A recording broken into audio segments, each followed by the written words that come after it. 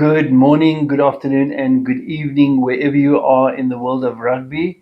And welcome to the 15 Rugby podcast with me, Hendrik Fourie, where we talk about all things rugby, particularly as it pertains to South African rugby and from a South African perspective, and more specifically from my perspective.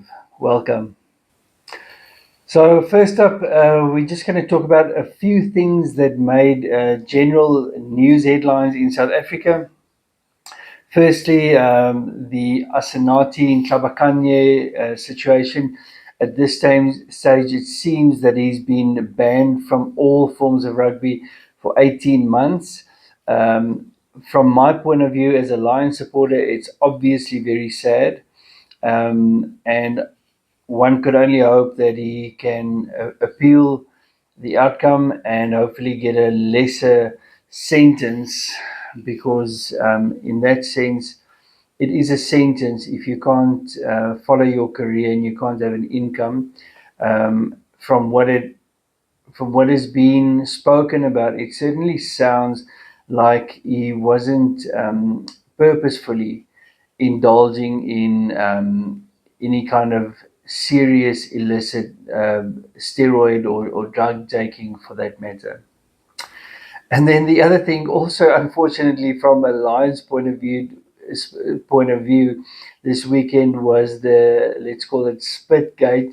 I'm glad to see that sanity prevailed and that there was no evidence regarding that, and also serious denial from the accused Lion player that it certainly was not the case.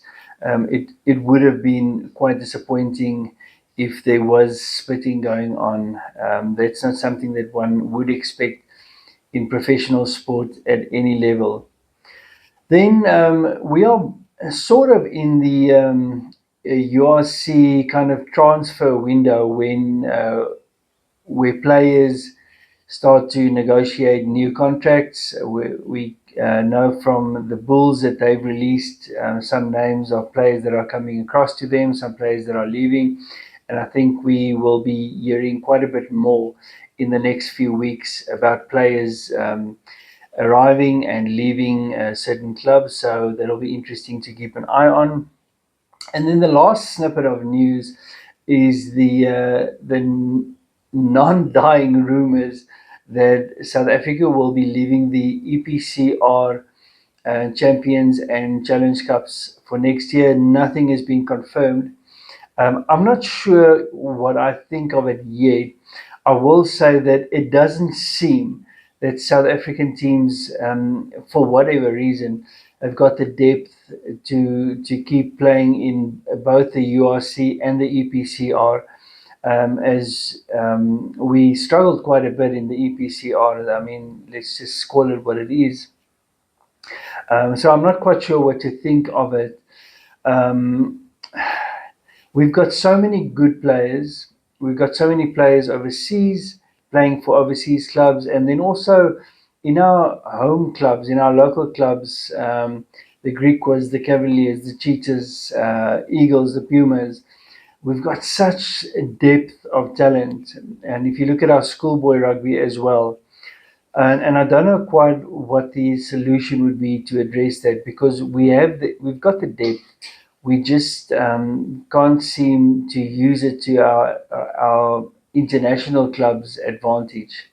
So we'll just keep our ears on the ground for that news. Right, and then on to the centre stage from a South African point of view regarding rugby at the moment. So this past weekend was the 18th round of the URC, where everything got cemented that needed to get cemented. And the unlucky team out of the top nine was Ulster that fell out of contention for the quarterfinals. But I must say, the top nine teams seem to set themselves apart from the rest of the teams, and it is unlucky for Ulster, but nevertheless, it was the remaining top eight teams certainly have given us a lot of emotional feelings this year, and whether they were good or bad. As a Lions supporter, I've had both this year. But nevertheless, if we just look at the results from this past weekend, Cardiff beat the Stormers at home 22-16. Glasgow beat Ulster away 26-22.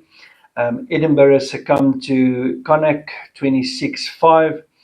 And I will just say, as a side note there, I'm surprised that Edinburgh isn't constantly one of the top 8 teams. They've got such amazing players. I'm sure they would agree in saying that they should be a constant top 8 team in the URC. Nevertheless, the Sharks pretty much took apart Zebre in Durban 54-19.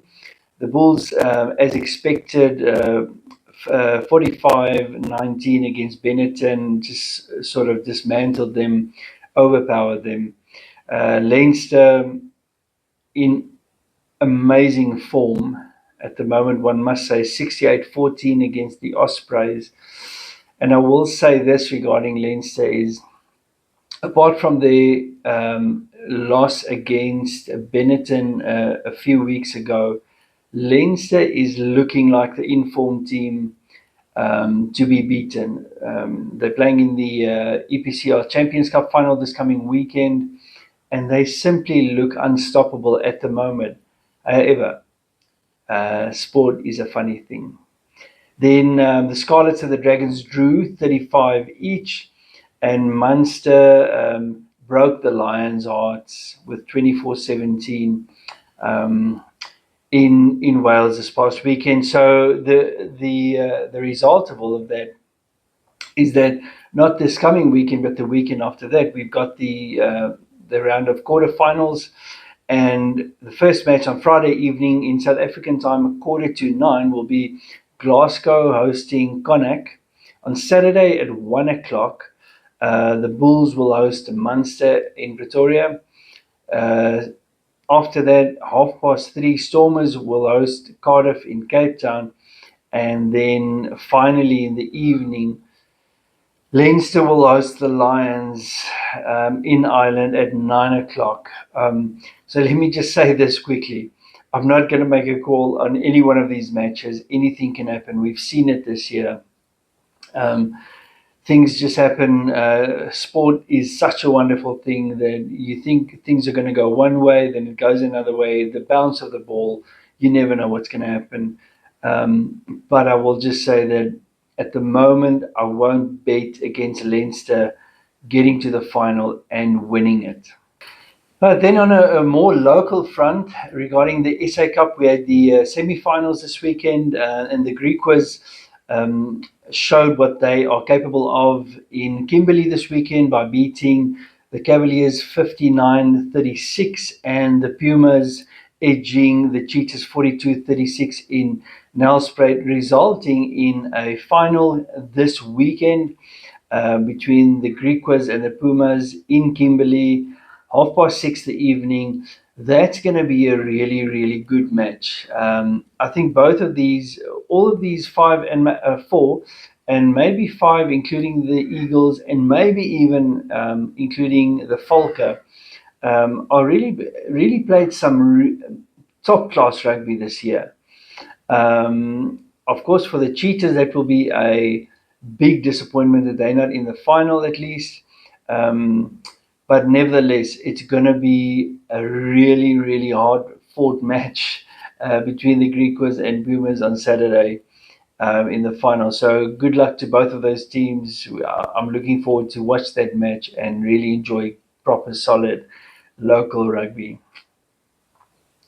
Then just also regarding that, I would say with regards to these, I don't even want to call them B League teams or lesser teams, because they've proven in the Currie Cup that these teams are constantly there with in the semi-finals and the finals against and even edging out some of the South African URC teams. And I certainly hope from a South African rugby point of view, SA Rugby will try and do more to give these teams more exposure, more marketing, and more opportunities to play international competitions, to give them um, better viewing time, in order for them to attract sponsors, to compensate the players better, in order to keep those players in South Africa, and just help these franchises as businesses, just to flourish in South African rugby. And then finally, we've got the EPCR Champions Cup final this coming weekend, and that's going to be Leinster versus Bordeaux. And interestingly, the final is played in Spain, in Bilbao, at the San Mamés Stadium. I'm sure I botched that, at a 3:45 this coming Saturday. I won't bet against Leinster. I haven't watched Bordeaux play this year, but I will definitely watch that match as well, because seeing as the Lions are playing Leinster the weekend after that, so it's just going to be good rugby, I'm sure, all over. Anyways, from my side, Hendrik Fourie in very, very coldish Johannesburg. We've truly hit winter now. Thank you for watching. Please follow me on all kinds of platforms, wherever you can, and enjoy your week, enjoy the weekend, enjoy your rugby, stay safe, have a beer on me, but don't drink and drive. Cheers.